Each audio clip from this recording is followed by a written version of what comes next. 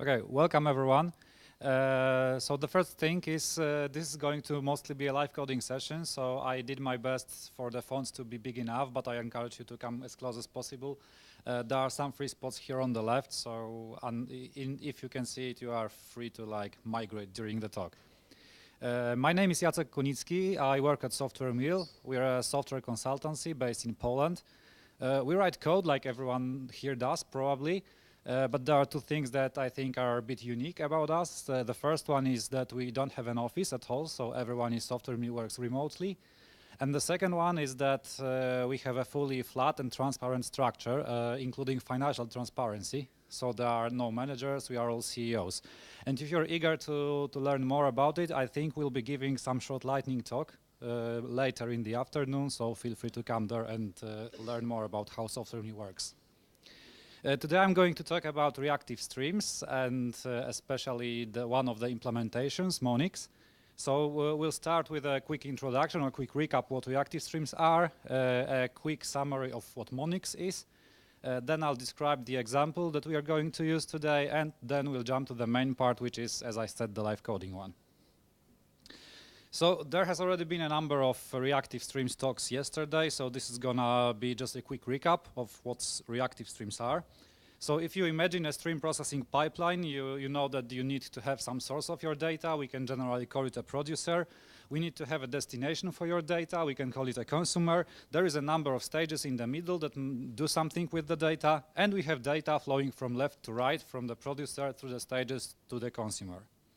And this pipeline is fine as long as the consumers, so the subsequent stages, are able to keep up with the producers, so with the previous stages. If not, there is a problem, because we have some excessive data and we need to somehow deal with it. Of course, this is not a new problem, so this has been around for quite a few years, and there are numerous ways to deal with it.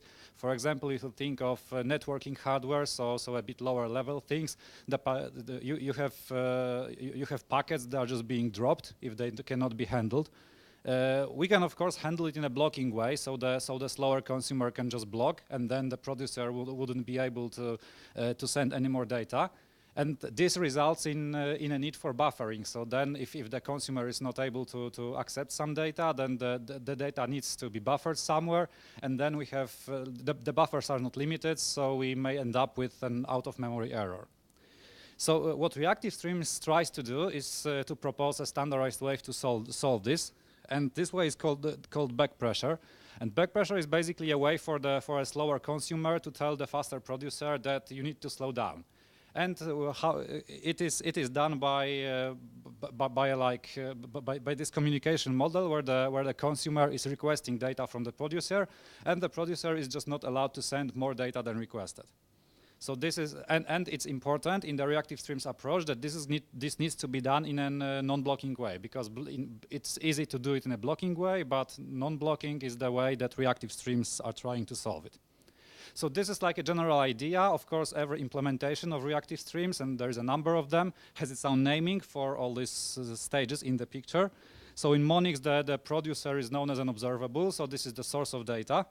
The consumer is pretty straightforward because it's a consumer. And then we have a number of stages in the middle that are called transformers. So this is like a single slide about Reactive Streams and how the things are called in Monix. So what is Monix afterwards? Monix is basically a library that allows asynchronous processing and in an event-driven way.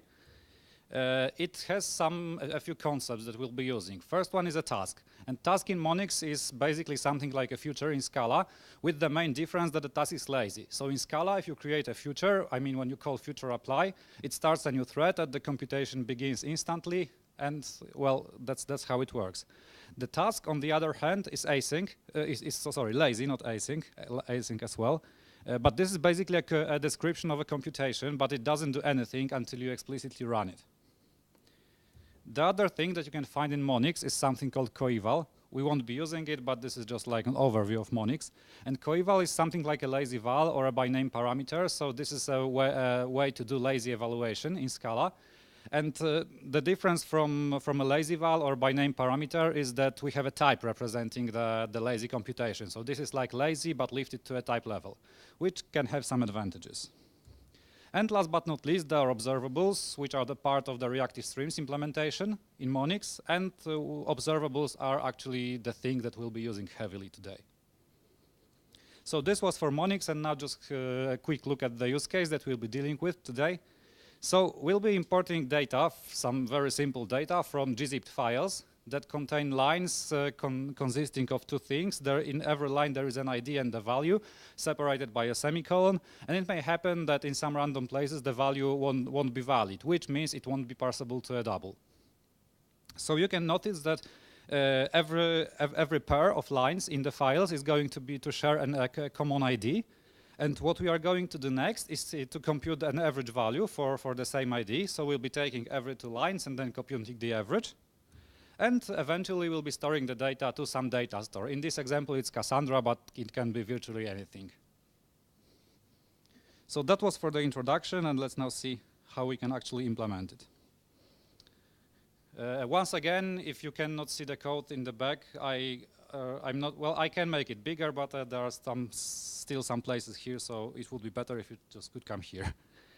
Okay, so here is some boilerplate that actually doesn't do anything reactive at the moment. It's a very simple logic for parsing the line. So what we do here is just split the line by semicolon, extract the values, and convert them into our domain model. And there is one thing that is important about our domain model is that we are representing both a valid reading and an invalid one. So what we need for an invalid reading is an ID, and you will see later why this is necessary. And a valid reading, apart from the ID, contains a value, so the double one that we parsed.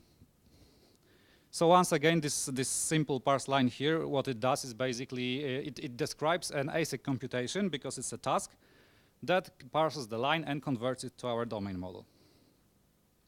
So the next thing we are going to do, this is going to be the first intermediate stage of our pipeline, because what we are going to do now is start with the intermediate stages. Then we are going to create the sink, or the destination, the consumer for our data, and at the very end we'll implement the source, so the source observable. So the first thing in the processing pipeline is a building block that is going to extract data from files. So it's going to be called parse file. And now its type is going to be a transformer, as you remember from the initial slide. And in Monix, actually, transformer is nothing more than a function that converts an observable of one type to an observable of some other type. So we'll basically be writing functions here for the processing stages. So the input type of the transformer is going to be a file, the Java IO file, and the output is going to be a reading. This time this is either a valid one or an invalid one, so we're using the trait here.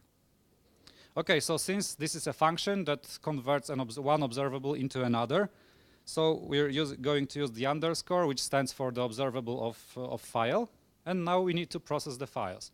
So what we are going to do now is for every file, we're going to create an observable that will read the lines from that file and parse them using the parse line method.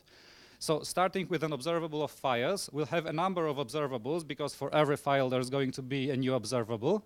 And then we want to somehow merge all those observables and emit the readings downstream one by one.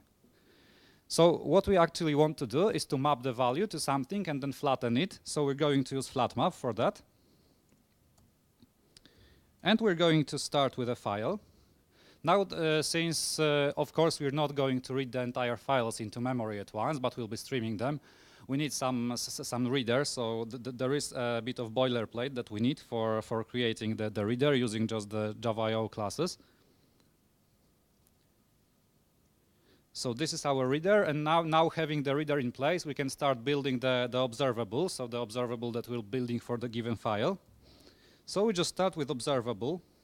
We have a factory method called fromLinesReader that takes a reader, and that's why we needed all the boilerplate to create it. And now we may imagine that, for example, some of the files can contain a header line at the very top. So we have a configuration parameter that allows us to skip an arbitrary number of lines from the top of the file. And we can use the drop method on the observable that would basically drop some initial items in the observable. So our parameter is called lines to skip. And then eventually we want to execute the async computation defined above, the parseLine method, in an async fashion. So we have a task describing the computation, and now we want to run it as part of processing our observable. So for this, we have the map task method that just takes the parseLine. The signature matches, it needs a string and needs to return a task. So that's what we need here.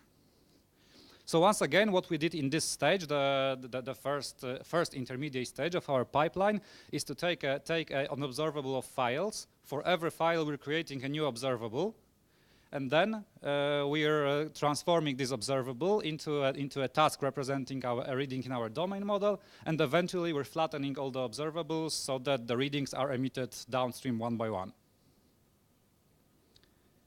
The next step we need to implement is the actual average computation. So what we need to do here, having an observable of readings, first we need to somehow extract the valid, like distinguish between valid and invalid ones, and if we have something that can be used to compute an average, we should group them in groups of 2 and try to compute the average and pass the averages downstream. So this step is going to be called compute average.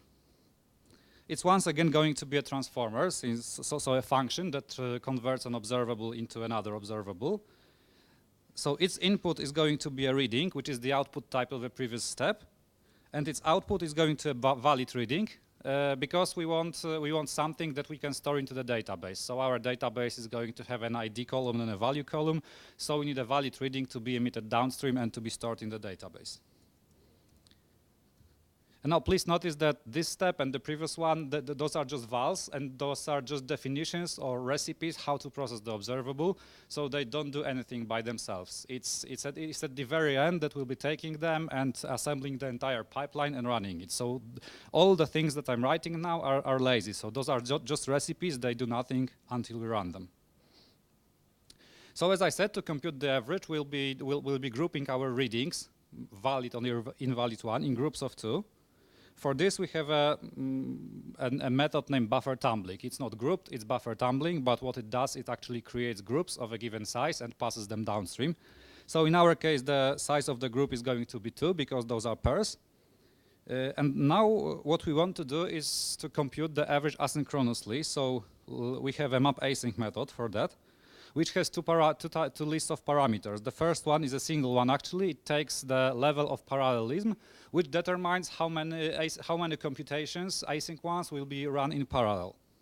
So we have a configuration parameter for this as well. It's a parallelism level dedicated for in-memory operations, so non-IO ones. And now we actually need to define the async computation that we want to execute. And our input here is going to be readings. So those are the groups of 2 readings that we created with buffer tumbling. Since this is an async computation, we need to provide a task because this task in Monix describes an async computation. And now the first thing we need to do is to, well, this is going to be a rather naive way of computing the average, but it should be enough for the demo purposes. So we start with the readings and just extract the valid readings from there with some simple pattern matching. Now let's assign it to a value. We'll call it valid readings. And now having the valid readings, we can basically check if the collection is not empty, and if we have at least one valid reading, we can use them for computing the average. Otherwise, we're going to return some dummy value. So the average, we're going to check if the valid readings are not empty. If not, we're going to map them to their value and sum the values. And eventually, we need to divide it by the size of the readings. Otherwise, if the valid readings were empty, we're just returning some dummy value of -1. And of course, like this is not a very optimal case for the situation where there is only a single valid reading, but as I said, it's enough for the example. And eventually, since the output type of our transformer is a valid reading, so we need to emit one. And here we are benefiting from the fact that in our domain model, we're representing both valid and invalid readings.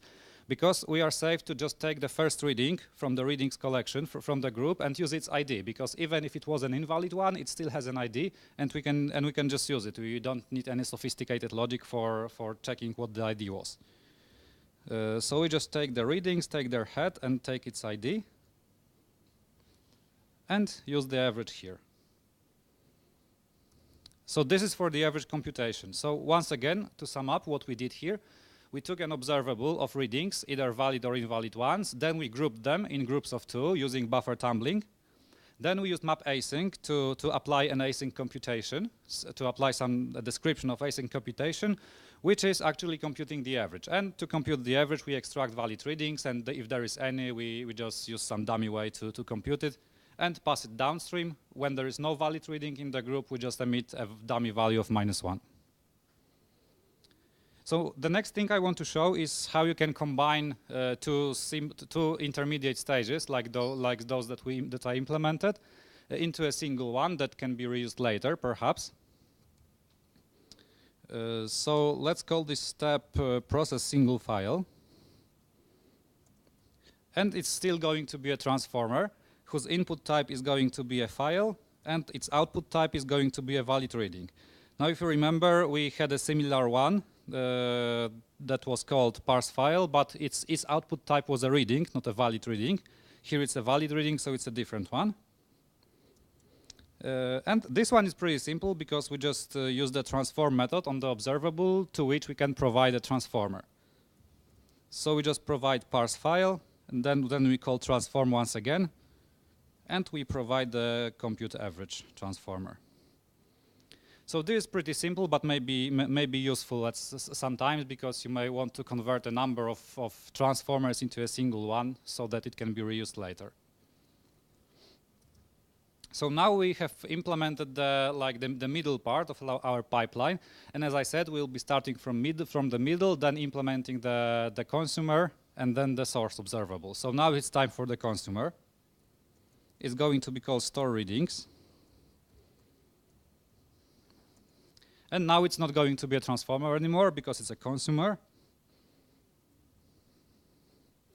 And consumer has 2 type parameters. First is the input type, so the type of the value it's going to consume, so it's going to be a valid reading. And the other one is the output type, because the consumer can return something. In our case, we really don't care about the value it returns because it will be storing the readings to the database, so we just use unit here, which marks the fact that we only care about the fact that it finishes. And we would like to store the readings to the database in parallel. And actually, we have a nice factory method for that called for each parallel async, which basically does what the name says. So it asynchronously executes something for each of the item in the observable that arrives. Here we have a different parallelism level for database operations, so that we distinguish between the in-memory operations and the I/O that we're doing here. And we have some reading repository that has some save method. And the only thing you need to know about it is that it takes a valid reading and returns a task of unit. So it's some async computations whose value we discard. So we only care about the fact that it finished. And this is the consumer, which is like pretty straightforward, especially using the factory method, which does the parallel stuff for us. So now we have the intermediate part, we have the last part of our pipeline. It's time to implement to assemble the entire pipeline together and to define the source observable and actually run it. So now we're going to write a method that is actually going to do all that stuff. It's going to be called import from files, and it's going to return a future of unit. So we'll also see at the end of the pipeline how do we convert a Monix task to a Scala future. It's really simple, as you will see. So the first thing we need to do to have our source data is to take the files to import from somewhere. So we have a configuration parameter for this as well. It's called import directory. We called list files on it. And this is our file list. Now we're going to do some logging so that we know what's happening. We're going to record the start time so that we know how long it took. And then we can start to build the entire pipeline. So you remember that the only thing that we need now is the source observable. So we're going to use the observable from iterable method. And here we can just provide the list of files that we took from our import directory. Now the second step is to apply the intermediate stages, so the transformations that we need. So for transforming the observables, you already know that we're using transform. Here we can use the single stage that consists of the two stages that we implemented. So we could call transform twice, but I just wanted to show how you can combine multiple stages into a single one. And now we need to attach the consumer to the end of our pipeline. And for that, we have the consume with method. And we can attach our consumer here. So now you can see that the types still don't match because the pipeline returns a task of unit, and actually we want to run it and return a future. So as I said, this is pretty simple because we just have the run async method that actually runs the task and returns a future. So there is some additional stuff we can do. So we have callbacks for the task when it finishes successfully. Here what we are doing is logging and calculating the elapsed time. We also can have a callback for error handling, so when an error occurs, we can also deal with it easily. So now we have the entire pipeline assembled. We have the intermediate stages, we have the consumer, and we have the source observable. So the last thing we need to actually test it is some boilerplate that is going to run it. So there is really nothing fancy here. We just load the configuration, create the repository, and run it. So let's jump to SBT and see how it works.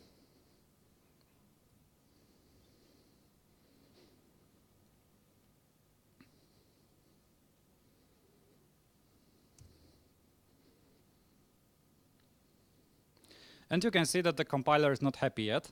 And if you look carefully at the messages, you can see that we are actually missing two things, or as it's going to turn out, one thing. So here, the compiler complains that we are executing the incomplete callback on a future, and we didn't provide an execution context. And here it says that we're using run async on the task, but we didn't provide a scheduler. So actually, both of the errors refer to the same thing. And this is the way that the compiler tells us that we didn't provide a resource to run our async computations. Because you know that when you run some operations on a future, you need an execution context, which basically is a thread pool. And the reason why there is no like default one enabled is that you always should think carefully about what thread pool you are using for your operations, because you may be doing some in-memory stuff, which is quick, but you may be doing I/O as well, and that may not be quick, that may block other stuff. So you always need to be careful about which thread pool to use for what. Here we're going to, just for a demo purposes, we are going to use the default one, so the global execution context. And what is good for us is that actually the Monix scheduler is an execution context, so it extends the Scala execution context. So and Monix has a built-in global scheduler as well, so we can just use it, and it will be useful both for Monix as the scheduler and for the future as the execution context.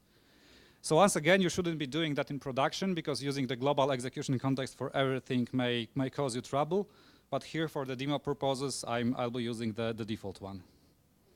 So as the compiler suggested, we're going to use Monix execution scheduler implicit global. You can see that the import is pretty similar to the global execution context in Scala. Okay, and now we have another terminal. There is Cassandra running in a Docker container somewhere here. The readings table is now empty, so let's run our program once again and see what happens. So you can see some error messages resulting from the invalid lines, so that there are indeed some invalid lines in the files. And you can see that the import has already finished, so we can see what's in the database, and there is some data, so it looks like it's successful. But if we go back to our code, there is at least one place where we could improve something. Now, when you have a look back at the compute average method, you saw that we use map async here, so we executed a number of computations in parallel. So you may ask yourselves, why don't do the line parsing, which theoretically should also be able to parallelize? Why not do this asynchronously and in parallel? And why not use map async here? So the problem is that map async, the one built in Monix observables, is an unordered variant. So which basically means that it can mix the order of the results. So if you have elements arriving in some given order, then it's going to emit the results downstream as soon as any computation is ready. So it may break the order. And in our case, since we want, as you remember from the slide with the example, we need our readings with the same ID to be next to each other. So we really cannot afford an unordered computation here at the level of parsing the lines from the file. We could do it here, because when we compute the averages from the groups, we can emit the averages in any order. But here it's not possible because we need to preserve the order. So actually implementing a well-functioning map async ordered transformer is not that easy. So maybe this is the reason why it's not there in Monix yet. But we can try to implement a workaround. It will not be perfect, but still it's going to parallelize things. So let's try to write it ourselves. So we're going to call it map async ordered because that's what we want. It's a map async, but a variant that keeps track of the order of the results.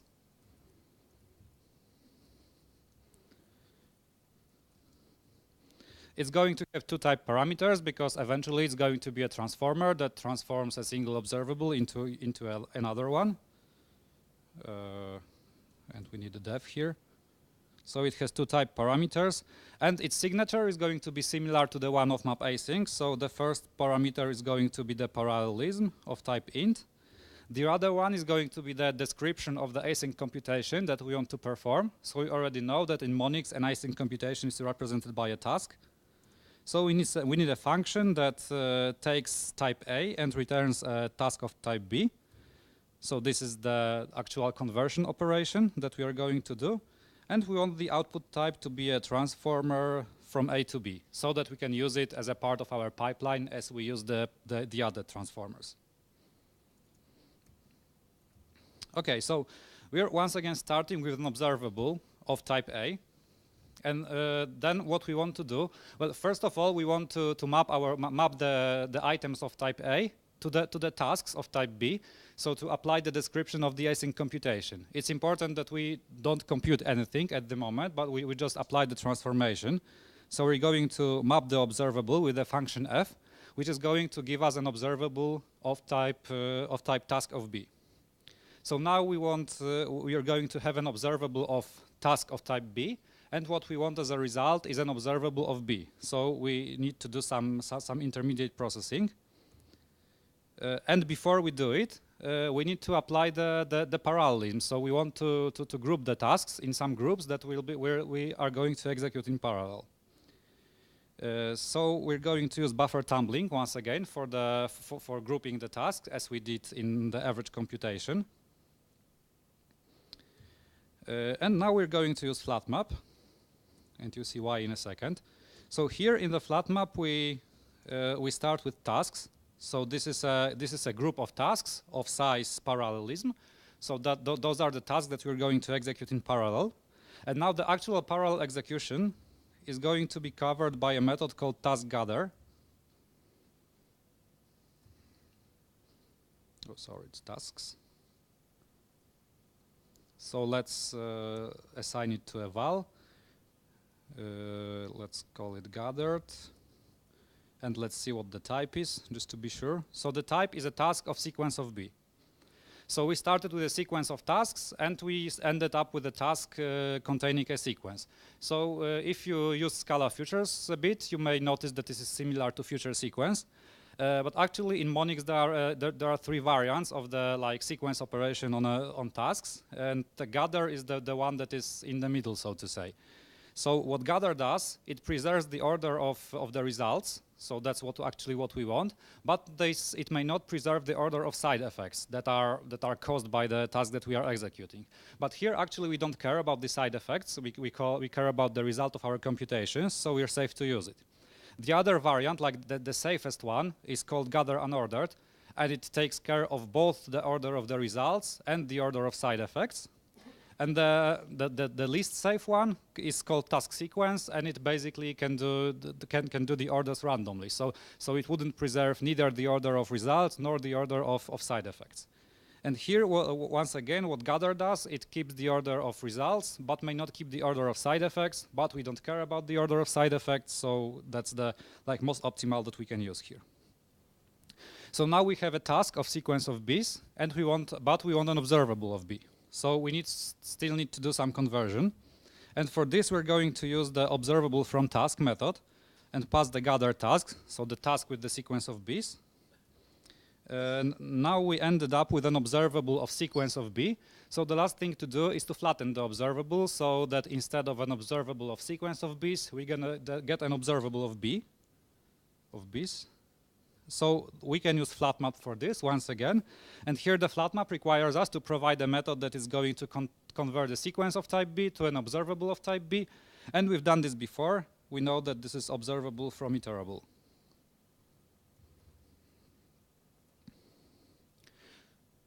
So to sum up what we did here in our workaround of the map async ordered. So we took the observable of type A, then applied the description of the computation, but we didn't run any computation yet. We just converted it into a task of B. Then we grouped the tasks into groups of the given parallelism, and then we used task gather to execute the tasks in parallel. So the actual parallel part here is the task gather. So that's what Monix is going to do for us. And then we ended up with a task containing sequences of Bs, and we wanted to convert it into an observable of type B. So we converted the task to an observable and then flattened the observable to have an observable of type B. So I said previously that it's not optimal because, as you can see, we are executing groups of tasks in parallel, but then only when the last task finishes, so the slowest one perhaps, only then will the next group be taken and executed in parallel. And an optimal variant of map async ordered would probably use some kind of a buffer that would start the next computation as soon as one of the previous one has finished. So this is not perfect, but it's still better than applying the computations one by one. So we have our map async order transformer. We could already use it and apply it to our observable, but actually we would like some syntax sugar to be able to just execute it as any other method on the observable. So we're going to create an implicit class that basically that creates this DSL or this simple syntax sugar for us. If you've never seen an implicit class before, it's basically a way to add a method to an existing type. So what we do here is we say that for every observable of type A, we are adding a map async ordered method with the signature similar to the one we implemented.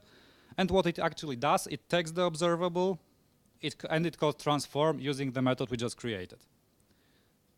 And this lets us replace the map task here with the map async ordered call that we just created.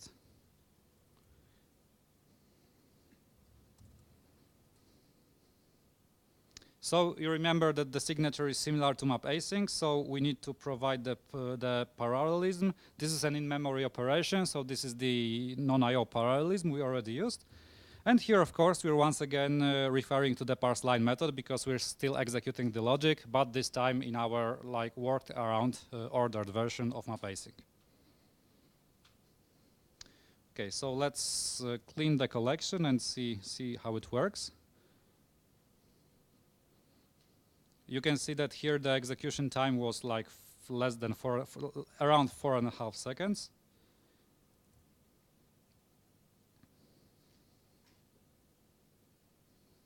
Okay, here it ran faster, but well, this might be a coincidence. So to actually have good performance results, you would need to run a number of like executions of the previous variant, of the current variant, and it may not always be the case that the results will be better with the map async ordered. And this is like a place where you should think whether it's always a good idea to parallelize. because like parallel computations are may be good, but as you know, they require some resources, they require some context switching and stuff like that. So before you really use some like batch or parallel processing, you should really see whether the results are actually better and whether it's worth parallelizing at all. Okay, so this was for the demo. And now certainly there's a lot more to Monix than what I just showed.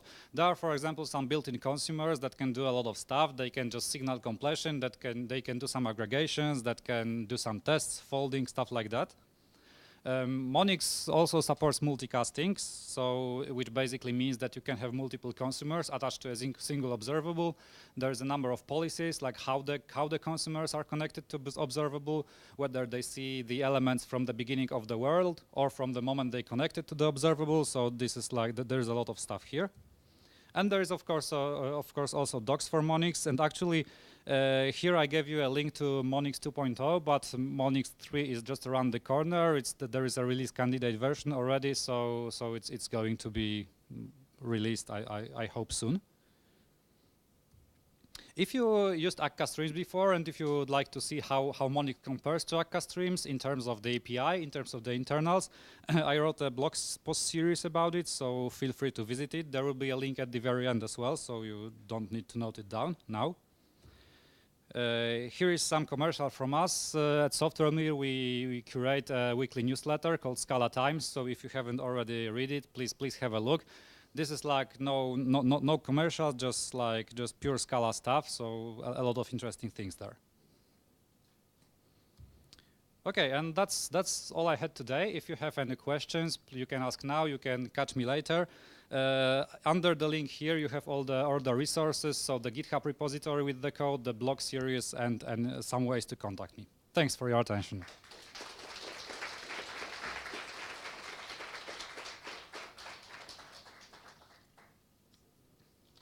Yeah, there is a question there.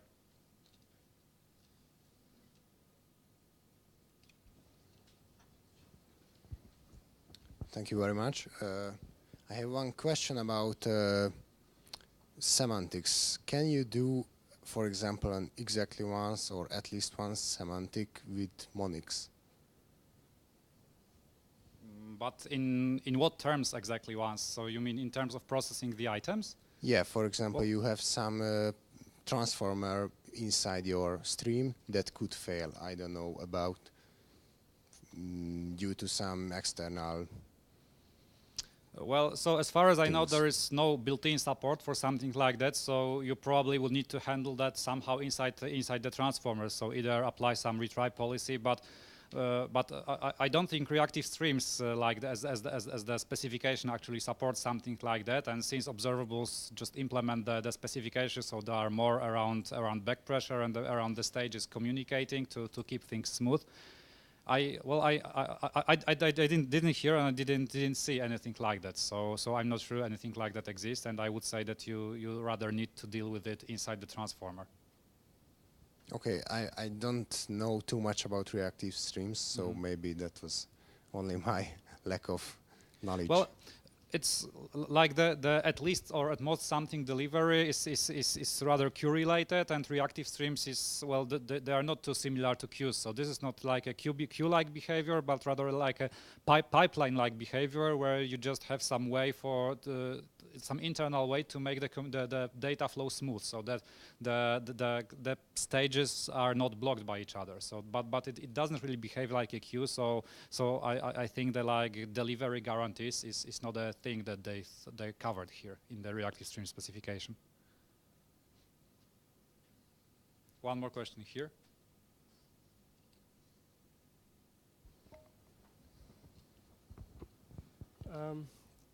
Hello. Can you please go back in your slides to the beginning where you have like parse line or something? You mean this one or? No. When you start writing code. Oh, that's not slides. The code you wrote. Oh, so you want the code, yeah? So. Yeah. Yep. So, can you maybe talk about a little bit about this async boundaries? So, for example, I noticed like the first thing parse line you started with task, which is task apply, which will do this execute async, and why would you do that instead of like eval, or why would you do eval? Like, talk more about that if you can. I'm not sure I get the question So about the eval yeah, part, like so. task right now. So this task and then open curly braces, that will be task apply, right? Yep. And apply, if you click through the source code, it's yeah. Can you maybe click on it? Just go to the apply. So yeah, this thing that's in Monix 2, it's called fork. And if you go to fork, right, that's does a shift on the scheduler. So can you maybe talk about different models they have, and like what do you recommend for things like that? Should we do this fork, or maybe like eval would be good enough, or what would be the output of that?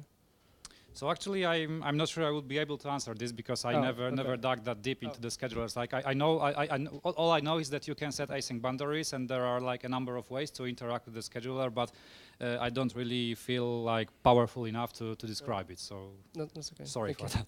That's okay.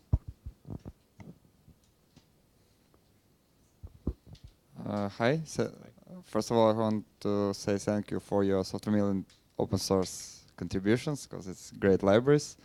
And I want to ask, have you ever tried to combine different reactive streams implementations, like Stream and Monix, for example? So you have some battle-tested library for integration with Kafka, I don't know, and you use like a stream for that, and you want to use Monix for writing your business logic. So. Yeah, so well, you can certainly combine them, because the starting point for all of them are the reactive streams jars, which define the common interfaces, and all of these libraries they have their own DSL, they have their own types, but they still can be converted to the actual interfaces from the reactive streams. So you can perfectly use, like apart from Monix, apart from Akka streams, you would be able to take apart from RxJava or anything you like, because like at the very top they are still using the reactive streams interfaces. So this is a library they all depend on. So it's perfectly doable. Okay, but the only concern, sorry, is the like back pressure issues on on the join point, because when I use Monix in one of the projects, and we're using both Akka streams and Monix there were some issues with back pressure when you wanted like to join Akka streams and Monix. As far as I know, they have been solved later, but this like the joining point may be the problem here. Okay, thank you. Okay, I don't see any more hands, so thank you once again, and feel free to catch me later if you wish.